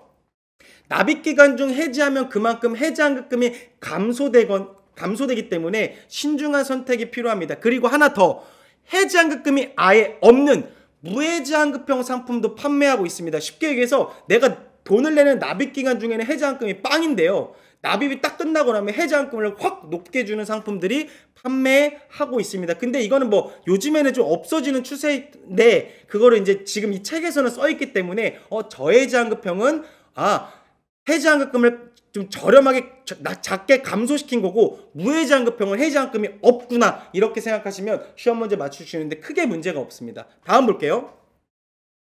자, 상품에 대한 얘기가 나오는데요. 상품 잠깐만 볼게요. 여러분 아까 제가 잠깐 말씀드렸죠. 종신보험과 정기보험은 단골로 출제하는 문제 중에 하나입니다. 단골로 출제하는데 어렵지 않습니다. 근데 간혹 틀리시는 분들이 많아요. 왜냐면 이게 이해가 잘 안 가는 거예요. 자, 종신보험은 제가 설명드릴게요.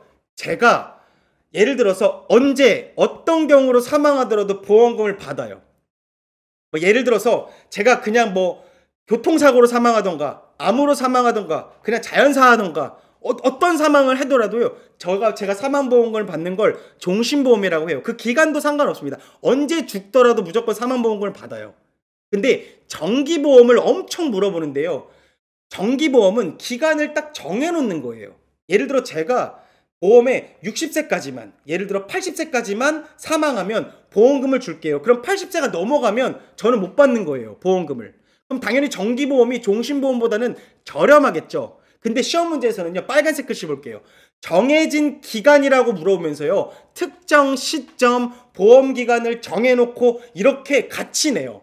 그러니까 이건 다 똑같은 말입니다. 정해진 기간, 특정 시점, 보험기간을 정해놓고 이거 다 누구 얘기냐면 정기보험 얘기입니다. 이걸 종신보험이랑 착각하시면 안 돼요. 종신보험은 언제 어떤 경우에 사망하더라도 보험금을 지급하는 걸 종신보험이라고 합니다. 그리고 종신보험 밑에 볼게요. 쭉 밑에 보시면 종신보험은 언제 어떤 경우로 사망하도록 보험금을 지급하고요. 자, 유가족의 경제적 공공을 해결해주는 생활보장형 상품이고요. 세 번째, 다양한 보장의 조합이 가능한 맞춤형 상품으로 설계합니다. 요즘에 종신보험에다가 맨 밑에 볼게요. 다양한 특약들 넣어가지고 종합보장형 설계 많이 합니다. 종신보험에다 이것저것 많이 넣습니다. 자, 근데 오른쪽 잠깐 보시면 이렇게 회색 박스에다 이렇게 적혀있죠.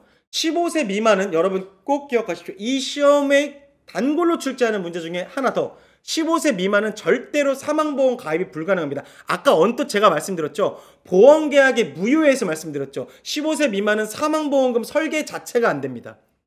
자, 밑에 볼까요? 종신보험은 대부분 비갱신. 이거 요즘 트렌드 문제입니다. 요즘 트렌드에 이렇게 나왔어요. 종신보험은 대부분 갱신이다? 아니에요. 비갱신 상품입니다. 사망 시점에 따라 보험금이 바뀌는 상품이 있다? 어렵죠? 이게 시험 문제 나왔습니다. 자, 이게 무슨 말이냐면 이런 거예요. 자, 제가 그러니까 종신보험을 가입했어요. 근데 제가 예를 들어서 종신보험을 가입한 다음에 뭐 5년 안에 사망하면 사망보험금의 50%만 드릴게요. 5년 이후에는 100% 드릴게요.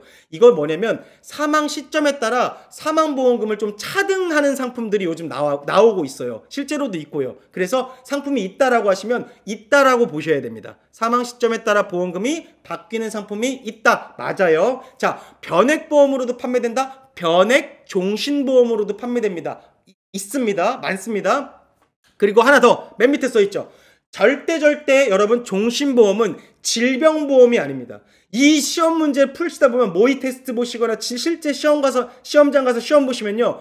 종신보험은 질병보험이다. 이거 말도 안 되게 이런 문제 물어보는데 시험장에서는 긴장되니까 맞나? 이렇게 생각하는 경우 있어요. 절대 아닙니다. 종신보험은 질병보험이 아니라 질병, 뭐 암이나 이런 게 아니라 사망보험입니다. 사망 기억하세요. 다음 볼게요. 자, 교육보험 볼까요? 교육보험 보시면요. 이게 조금 특이하다 보니까요. 시험 문제 여러분 자주 나옵니다. 교육보험 문제가 요즘 많이 나오는데요. 교육보험은요. 대표적인 아까 제 아이가 학비를 마련하기 위한 보험이라 그랬죠. 저축성보험이에요. 그리고 저축성보험이다 보니까 생존보험이죠. 근데 이게 왜 특이하냐면 부모가 생존하면 자녀를 위한 각종 교육자금을 지급하는데 이게 특이합니다. 기억하세요. 이게 사망보험이 아닌데 특이하게 얘는 부모가 사망하게 되면 교육자금 및 양육자금을 지급해줘요. 다시 이건 사망보험이 아닌데요. 그런데 얘는 특이하게 부모가 사망하면 뭐 원래는 뭐 사망보험금을 주던가 부모에게 아니면 뭐 책임준비금을 주던가 이래야 되는데 얘는 특이하게 교육자금 및 양육자금을 자녀에게 지급해 줍니다. 특이하죠? 그래서 많이 물어봅니다. 생존 시, 사망 시를 기억하시면 돼요. 맨 밑에 이렇게 써있죠. 그래서 교육보험은 생존보험이지만 부모 사망 시 계약은 소멸되지 않고 자녀 교육자금 및 양육자금을 지급한다. 몇 번을 강조드립니다. 시험 문제 요즘 단골로 출제되고 있거든요. 기억하고 오른쪽 보시면요.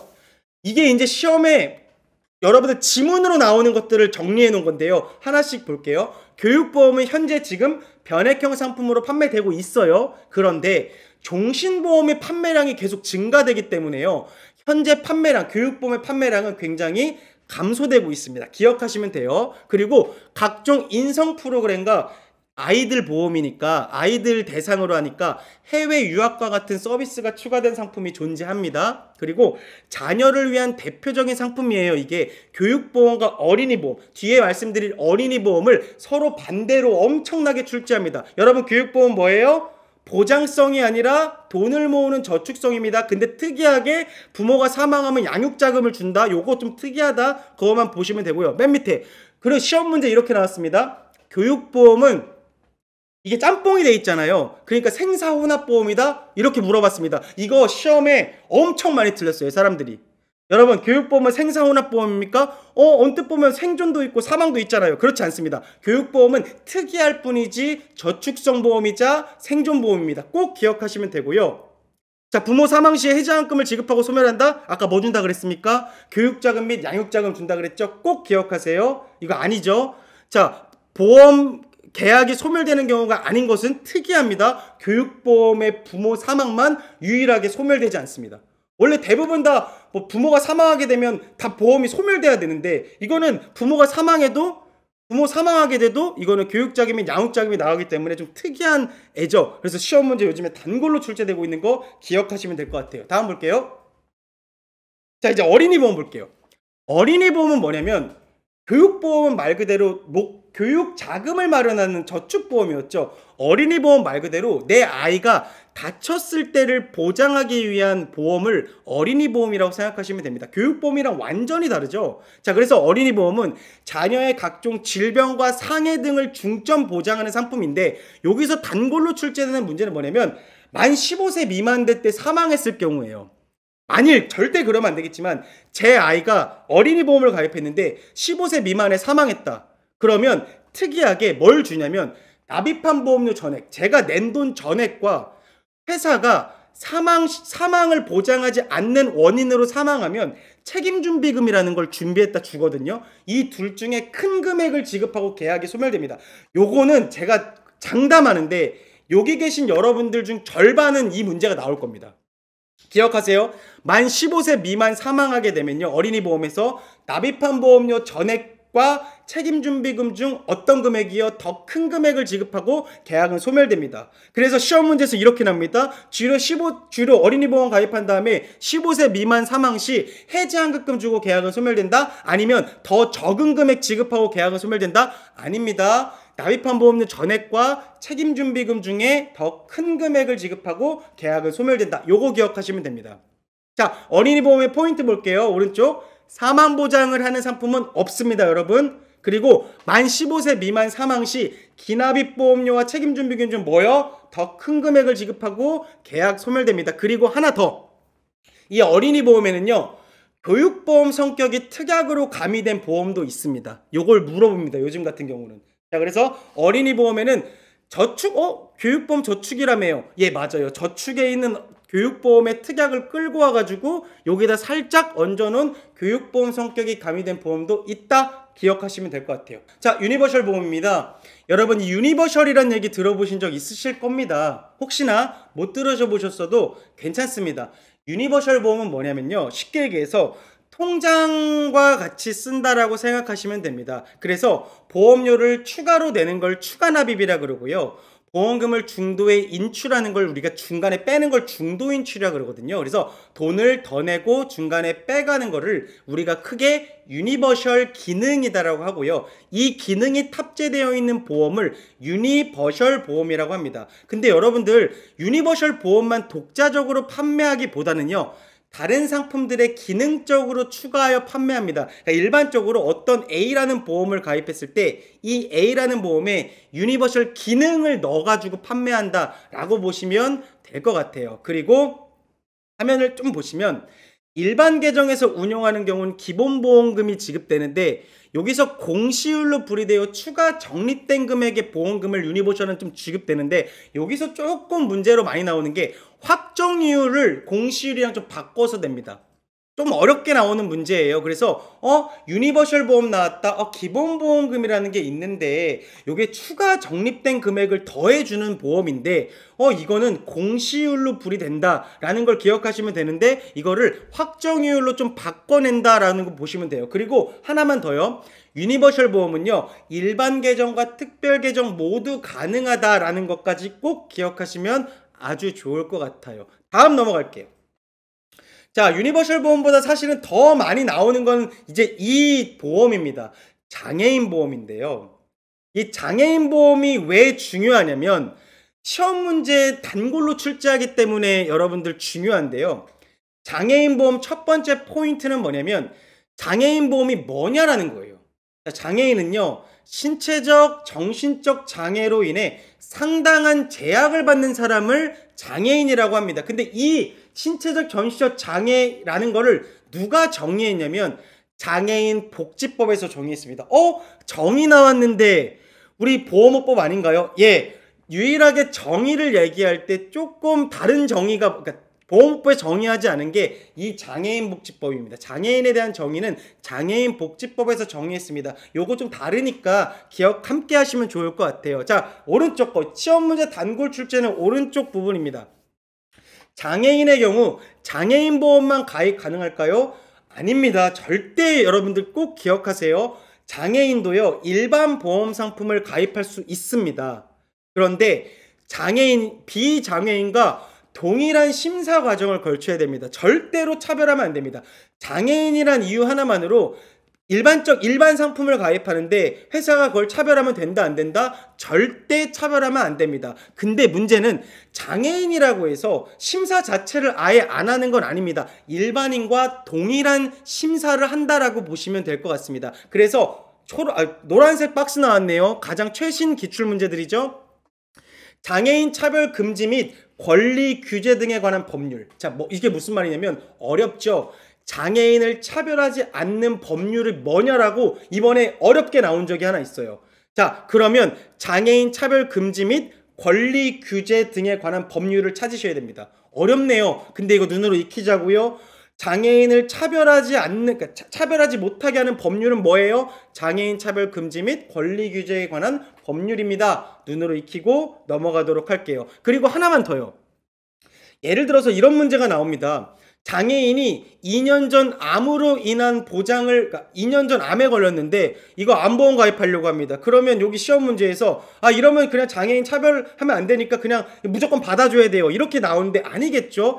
장애인이라고 해서 아까 제가 심사를 다 받는다 그랬죠. 당연히 2년 전에 암 걸린 건 보장에서 제외가 되겠죠. 자, 그런 것들까지도 기억하시면 문제 푸시는데 도움이 될 것 같아요. 다음 볼게요. 자, 장애인 보험은요, 일반 보험보다 조금 더 저렴합니다. 자, 저렴하네. 왜냐면 사업 비율과 이자율을 좀 우대해 주거든요. 그래서 일반 보험보다 저렴하다는 거 기억하시면 되고요. 은근히 많이 출제되는 게 요게 보험 수익자 부분입니다. 자, 가운데 보시면요. 보험 수익자가 있는데 제가 만일 보험 수익자인데 수익자는 보험금을 받는 사람을 얘기하거든요.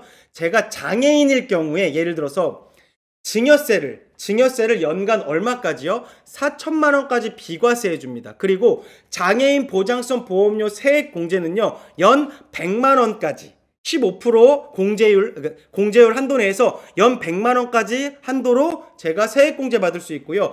일반 보장성 보험과 장애인 보장성 보험 가입한 경우 세금 혜택을 각각 100만 원 받을 수 있다. 그래서 시험 문제 어렵게 생각하지 마세요. 제가 수익자, 보험금을 받는 사람이 장애인인 경우에는요. 증여세를 연간 4천만 원까지 비과세 해주고요. 그리고 하나 더요. 연간 100만 원까지 그리고 일반 보장성 보험 가입한 경우 100, 장애인 전용 보장성 보험 가입한 경우 100만 원, 100만 원씩 한도 내에서 제가 세액공제 받을 수 있고, 그 한도 그러니까 공제율은 제가 그 장애인 보장성 보험 같은 경우 15%, 일반 보장성은 12% 이렇게 보시면 될 것 같습니다. 이 12%가 조금 잘렸네요. 죄송합니다. 그리고 오른쪽 볼게요. 정당한 사유 없이 장애인의 보험계약 청약을 거절한 경우는 3년 이하의 징역이나 3천만 원 이하의 벌금을 묻고요. 자, 자주 나오는 문제는 여기 테두리 안에 있네요. 생명보험협회는요, 장애인 보험가입 차별 방지를 위한 신고센터를 운영하고 있습니다. 자, 어디라고요? 생명보험협회에서 운영합니다. 장애인 보험가입 차별 방지를 위한 신고센터. 예를 들어서 보험회사에서 장애인 보험에 차별을 뒀다라고 하면 신고를 할 겁니다. 어디다 신고할까요? 생명보험협회에다 신고합니다.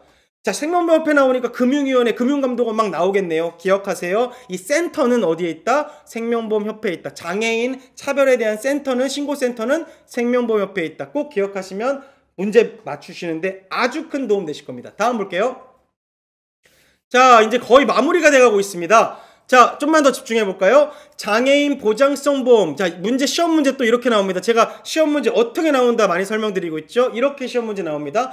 장애인 보장성 보험, 장애인 단체 보험, 장애인 연금 보험, 이 중에 하나 빼요. 뭐 예를 들어서 장애인은 장애인 단체 보험을 만들 수 없다, 장애인 연금 보험은 없다, 만들 수 없다, 이런 식으로 문제 나옵니다. 아니에요. 장애인 보장성 보험, 장애인 단체 보험, 장애인 연금 보험 모두 판매 가능합니다. 기억할게요. 다 만들 수 있어요.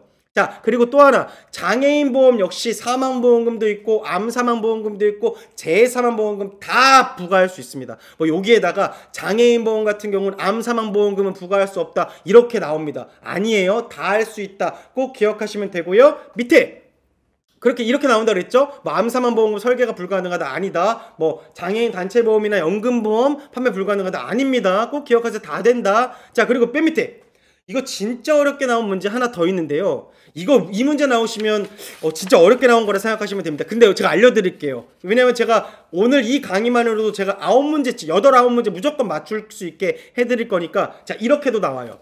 국가유공자 등 예우 및 지원에 관한 법률에 의해 등록된 상이자가 가입할 수 있다. 장애인 더하기 국가유공자도 가능하다. 이렇게 기억하고 넘어가세요. 국가유공자 나오면 이거 못 보던 건데, 아니요. 국가유공자 나오면 장애인 보험 가입할 수 있다. 그냥 이렇게 알고 넘어가시면 시험 문제 맞출 수 있습니다. 다음 볼게요. 자, 다음 보시면요. 연금보험 얘기 잠깐 나오는데요. 연금보험 한번 얘기해 볼게요. 연금보험. 여러분, 연금보험 뭐냐? 안정적인 노후 생활 자금을 마련하기 위한 상품입니다. 근데 예를 들어서 제가 65세부터 연금을 받겠다고 약속을 했어요. 그러면 제가 연금을 받기 전, 65세 전까지 기간을 우리가 위험보장기간, 그래서 쉽게 얘기해서 제1보험기간이라고 합니다. 그럼 65세부터 연금을 받게 돼서 이 보험이 끝날 때까지를 우리가 이 보험기간이라 그래서 연금 지급기간이라고 합니다. 자, 만일 피보험자가 제가 1보험기간 연금을 받기 전에 사망하면 어떻게 될까요?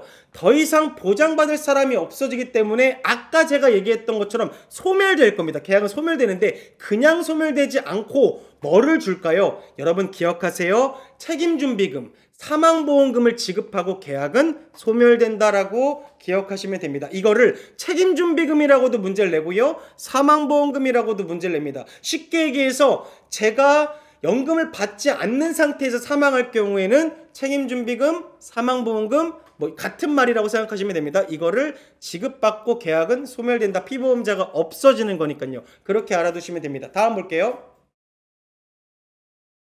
자, 연금보험을 수령하는 방식이 4가지가 있습니다. 자, 4가지는 뭐냐? 종신연금형이라고 있습니다. 종신연금은 뭘까요? 피보험자가 생존기간 동안 평생 죽을 때까지 연금을 수령받는 방식을 죽을 때까지였죠. 종신연금형, 죽을 때까지 연금 받는 걸 종신연금형. 그리고 확정연금형은 뭘까요? 연금 지급 기간을 10년이든 10년, 20년이든 20년 확정하여 지급받는 방식을 확정연금형, 10년, 20년 정해놓는 거죠, 기간을. 상속연금형은 뭘까요? 제가 살아있을 때는요, 연금을 받으려면 이만한 목돈이 있을 거 아닙니까? 이 목돈의 이자만 받고요, 제가 죽은 다음 이 목돈, 이만한 목돈을요, 원리금을 자녀에게 상속하는 걸 상속연금형이라고 합니다. 혼합연금형은 뭘까요? 혼합연금형은 이 세 가지 중에 두 가지가 짬뽕된 건데요. 여기서 시험 문제 단골 출제되는 건 맨 마지막입니다.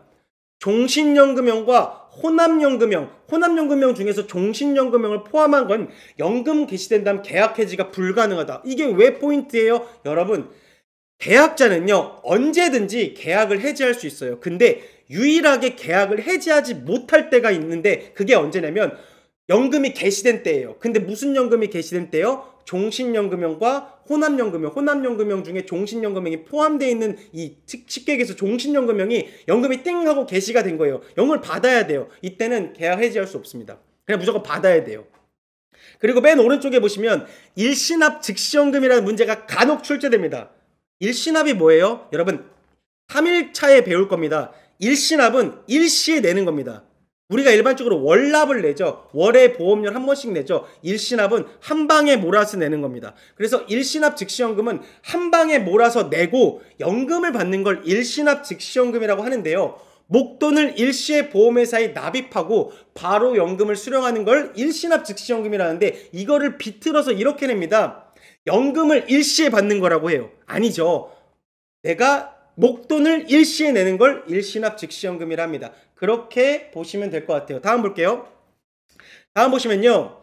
세제 적격 연금저축이라는 게 나오네요. 세제 적격 연금저축. 잠깐만 숨 좀 돌리고 갈까요? 예, 여러분. 세제 적격 연금저축 있어요. 혹시 여러분들 남편분들이나 혹은 여러분들이나 여러분 개인적으로 일을 하시는 분들 많으실 거니까 연말정산해 보신 적 있으실 거예요. 연말정산을 하게 되면요. 우리가 일반적으로 보험으로 혜택을 받는 게 있어요. 아까 제가 잠깐 말씀드렸죠.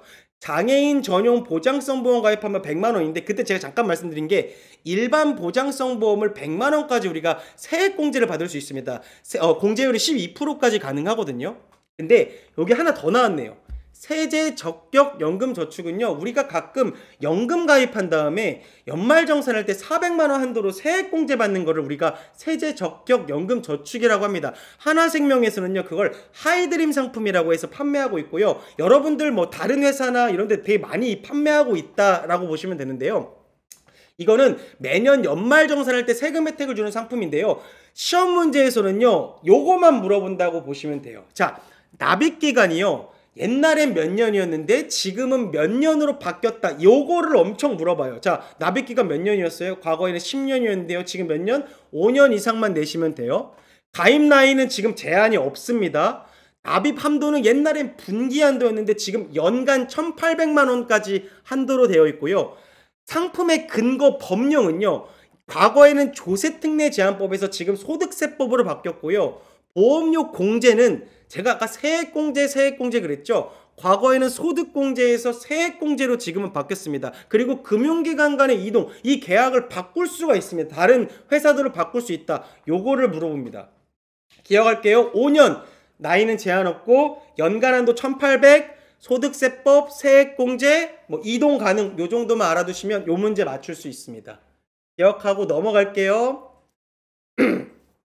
자, 퇴직연금 제도 나왔네요. 이제 거의 막바지로 이제 치닫아 가고 있습니다. 여러분 조금만 더 집중해 볼게요. 자, 퇴직연금 제도는 뭐냐면 제가 예를 들어서 여러분 기업 이제 사장입니다. 쉽게 얘기해서 기업의 오너인데 제가 기업을 운영하면서 누군가에게 퇴직금을 줘야 되죠. 그 퇴직금을 받는 사람은 우리 종업원이라 그러죠. 종업원은 무조건 퇴직금을 받아야 됩니다. 근데 이 퇴직연금 제도는 이 퇴직금을 연금으로 받는 거라고 생각하시면 편하실 겁니다. 근데 도입 초기에는요.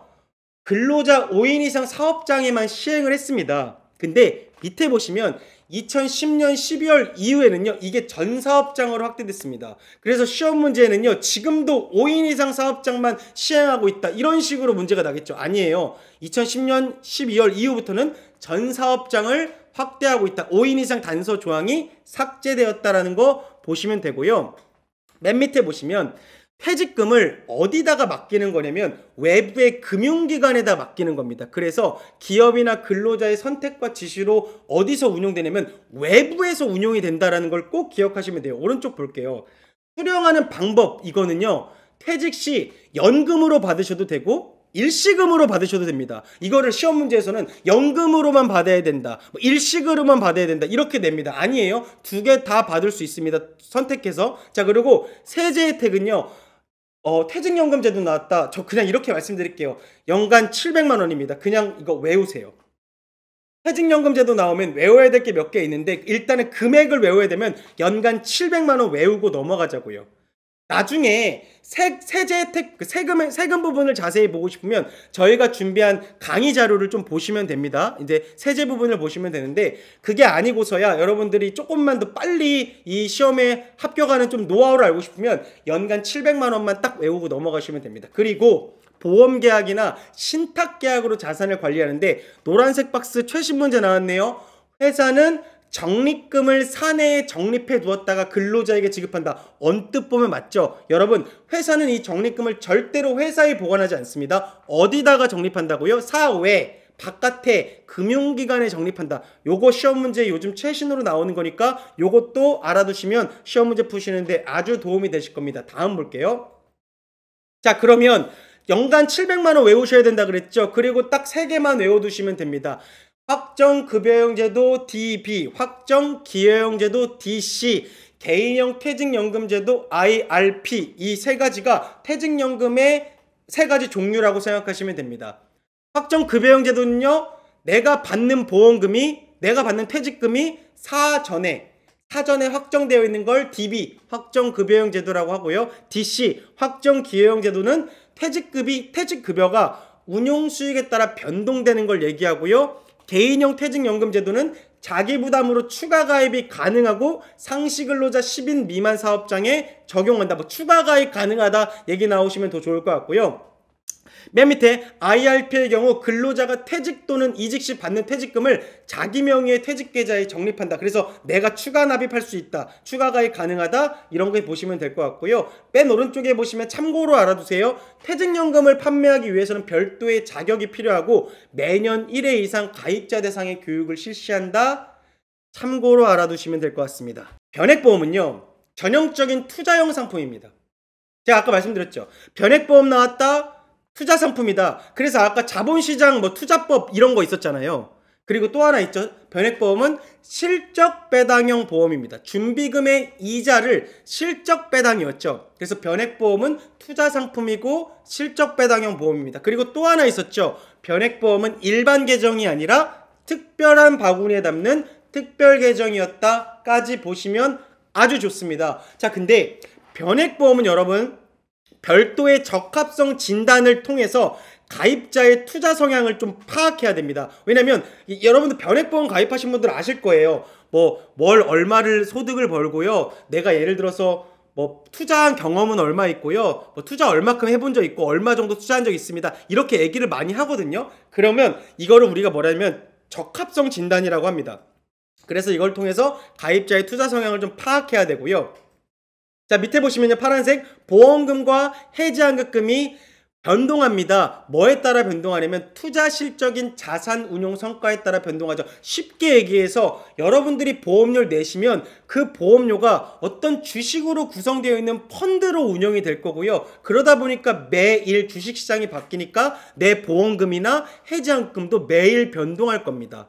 자, 그리고 또 있죠. 제가 아까 그랬죠. 보험업법과 자본시장과 금융투자업에 관한 법률을 동시에 적용받습니다. 아까 제가 처음에 말씀드렸죠. 법 얘기하면서 자본시장과 금융투자업에 관한 법률을 동시에 보험법과 같이 적용받는다. 요것도 최신 문제 나왔으니까 같이 기억하시면 아주 좋습니다. 다음 볼게요. 자, 변액보험은요, 대표적인 아까 말씀드렸다시피 실적 배당형 보험이고요. 손익은 누구 책임이냐면 계약자 부담입니다. 회사 책임이 아닙니다. 이거 만일 내 원금 손실되면 계약자 손해입니다. 그러다 보니까 안정성을 추구할까요? 아니요. 변액보험은 당연히 수익성을 추구합니다. 그러다 보니까 예금자보호법을 적용받지 않습니다. 예금자보호법 뭐예요? 여러분들 혹시 미리 공부하신 분들은 아시겠지만 예금자보호법은 3일차 강의 때 자세하게 나올 건데요. 회사가 파산하거나 회사가 뭔가 문제가 생겼어요. 그랬을 경우에는요, 원금과 이자를 합쳐서 5천만 원까지 보호해 주는 걸 예금자 보호법이라 하는데, 예금자 보호법에 적용이 되는 상품이 있고 안 되는 상품이 있는데 변액보험은 안 돼요. 그런데 단 최저 보증 보험금과 특약은 해줘요. 뒤에서 자세히 설명드릴 거니까 이건 잠깐 넘어갈게요. 그래서 최저보증 보험금과 특약은 예금자 보호법 적용이 된다. 근데 나머지 변액보험은 안 된다 라고 보시면 될 것 같습니다. 그리고 변액보험은요, 생명보험협회에서 주관하는 변액보험 판매 자격시험에 합격하셔야 되고 생명보험회사에서만 판매 가능합니다. 기억하고 넘어갈게요. 다음 볼게요. 별도의 자격증을 다시 따셔야 된다는 거예요. 자, 여러분, 변액보험은요, 해지환급금을 보증한다? 이거는 절대 틀린 말이라는 거 기억하시면 됩니다.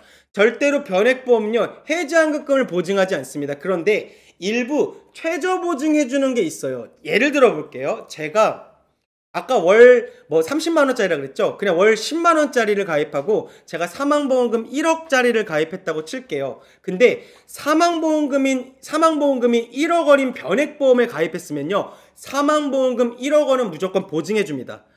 아까 보험금이랑 해지환급금은 매일 변동한다며요. 떨어졌다 올라갔다 한다며요. 그런데 사망보험금 1억 원은 그냥 변액 종신보험, 밑에 보이시죠? 보장성 변액보험, 기본 사망보험금을 사망보험금으로 최저 보증해준다. 이건 무조건 보증해줍니다. 그러니까 사망보험금이 있는 상품은요, 그냥 사망보험금 1억까지는, 내가 가입한 금액까지는 보장해줍니다. 근데 해지환급금은 절대 보증해주지 않습니다. 해지환급금은 내 적립금, 중간에 내 돈이 왔다 갔다 거린 돈이니까 해지환급금은 보증해주지 않고요. 맨 밑에 볼게요. 시험 문제 이렇게 출제가 됐습니다. 변액 종신보험에 1보험 기간 중 사망하면 계약자 적립금을 지급한다? 이거 정말 어려운 문제네요. 이렇게 문제가 날 수도 있더라고요. 보니까. 자, 여러분, 변액종신보험은 1보험 기간, 2보험 기간 크게 의미가 없죠. 연금이 아니니까. 자, 변액종신보험은 언제 사망해도 뭐 줄까요? 그냥 1억 원 기본 사망보험금 주겠죠. 처음에 약속한 1억 원을 주겠죠. 그냥 계약자 적립금이 아니라 기본 사망보험금을 줄 겁니다. 그렇게 보시면 될 거고요. 오른쪽 보시면, 그럼 변액연금보험은 어떻게 해요? 종신보험은 알겠어요. 그냥 1억 원 무조건 보장해 주는 거 알겠어요. 자, 여러분, 변액연금보험은 뭘 보장해 주냐면, 제가 예를 들어서 회사에 낸 돈이 보험료가 1억이에요. 그럼 연금으로 얼마는 무조건 보증해 주냐면, 제가 낸 돈 1억은 보장해 줘요. 자, 연금은 내가 내고 나중에 받아야 되잖아요. 제가 살아있을 때 계속 받아야 되는데, 제가 아까 얼마 냈다고요? 1억을 냈으면 얼마 받아요? 보험금으로 1억은 무조건 보장해준다고요. 자, 어렵지 않죠? 사망보험금 1억 보장해주고요. 연금 같은 경우 내가 낸 1억 보장해줍니다. 1억은 그냥 제가 예시를 든 것 뿐입니다. 자, 그래서 실적배당형의 대표 상품인 변액보험은 아까 어디서 운용된다고요? 일반이 아니라 특별계정에서 운용된다. 특별한 바구니에 담는다. 기억하시면 됩니다. 다음 볼게요. 자, 다음은요, 변액보험의 시험 문제 포인트 몇 개를 알아볼 겁니다. 자, 고객이 납입한 특별계정이라며요. 참 어렵네요. 특별계정이라고 했죠. 근데 여러분, 고객이 납입한 보험료 전액이 특별계정에 다 들어가는 게 아닙니다. 납입한 보험료에서 사업비와 위험보험료를 제외한 금액만 특별계정에 투입된다. 요게 헷갈리게 만드는 거죠. 특별계정에 내긴 합니다. 근데 전액 다 내는 게 아니라 일부만 냅니다. 사업비랑 위험보험료 빼고 일부만 냅니다. 시험 문제에서는요, 고객님이 계약자가 낸 보험료 전액이 특별계정에 투입된다. 이렇게 냅니다. 아니에요. 일부만 투입된다라는 거 기억하시면 됩니다. 자, 밑에. 아까 제가 그랬죠. 주로 유가증권, 펀드, 주식으로 운영되며 매일 변동합니다. 매일매일 변동합니다. 꼭 기억하시면 되고요. 밑에. 펀드 중 하나 이상을 계약자가 선택합니다. 펀드는 누가 선택하는 거냐면 계약자가 선택하실 거고요. 다른 펀드로 변경이 불가능하다? 아닙니다. 펀드를 변경할 수 있습니다. 그렇게 보시면 될 것 같고, 포인트들 봤으니까 넘어갈게요. 이런 포인트들 나오니까 어렵진 않습니다. 자, 변액보험은요, 어렵게 나오면 왼쪽처럼 조금 나올 겁니다. 자, 변액보험은 보험료 산출 기초인 기본보험 계약의 운용 실적에 따라 추가로 계산되는 변동보험 계약. 아까 제가 그랬죠. 제가 1억 원을, 예를 들어서 사망보험금 1억 원을 가입했어요. 근데 아까 제가 수익이 너무 안 좋아서 1억 원이 떨어지더라도 얼마까지는 보장해 준다 그랬죠? 1억까지는 보장해 준다. 근데 예를 들어 여러분 수익이 높다라고 생각해 보세요. 그러면 제 보험 제가 나중에 1억 받는 게 아니라 1억 5천 2억 받는 거예요. 수익이 좋으면 보험금도 올라가야 되니까. 자, 그거를 변동보험 계약이라고 생각하시면 됩니다. 기본보험 계약은 제 1억 원이었고 올라간 거 변동보험 계약은 올라간 거 5천만 원 올라갔으면 그게 변동보험 계약이에요. 그리고 하나 더 선택특약. 이 변액보험도 특약들을 넣을 수가 있습니다. 그래서 특약들로 이루어진다. 그래서 기본, 변동, 선택특약 3개로 이루어진다 보시면 될 것 같고요. 오른쪽 볼게요. 포인트들 짚고 넘어갈게요. 변액 종신보험은 종신보험의 변액 요소를 입힌 거일 뿐입니다. 자, 그래서 일반 변액 종신보험에서 일반 종신보험으로 변경을 해줘요. 근데 반대로 일반 종신보험에서는 변액 종신으로 변경을 안 해줍니다. 그래서 기억하세요. 변액 종신보험에서는 일반 종신보험을 한번 바꿀 수 있는데 일반에서 변액으로는 변경할 수가 없습니다. 요거를 시험 문제 나오니까 기억하시면 좋습니다. 다음 볼게요. 자, 이제 거의 막바지가 됐는데요. 자, 변액 연금보험 잠깐만 얘기해 볼까요? 여러분 노란색 박스 맨 위에 있는 노란색 박스 먼저 볼까요? 최신 트렌드 문제입니다. 변액연금보험의 경우 1보험기간과 2보험기간으로 나눈다. 맞아요? 틀려요? 맞습니다. 연금보험은 아까 제가 65세 그 예시일 뿐인데 65세를 기준으로 연금을 수령하기 전을 1보험기간이라 그랬고 연금을 수령하고 나서를 2보험기간으로 라고 했죠. 연금보험은 1보험, 2보험기간으로 나누는 거 변액도 마찬가지입니다. 요걸 시험 문제 내더라고요. 누가 많이 틀렸습니다. 1보험, 2보험 그 변액도 마찬가지로 나누고요. 제가 만일 1보험 기간에 사망하게 되면 어떻게 될까요?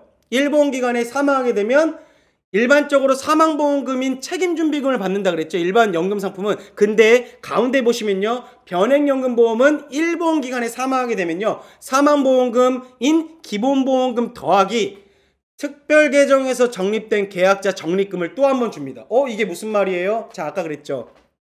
변액연금은 수익이 좋으면 제 적립금이 는다라고 했습니까? 떨어진다 그랬죠? 수익이 좋으면 늘어나겠죠? 그러니까 한마디로 제가 받아야 될 것 더하기 그 늘어난 것까지 같이 주겠다는 뜻입니다.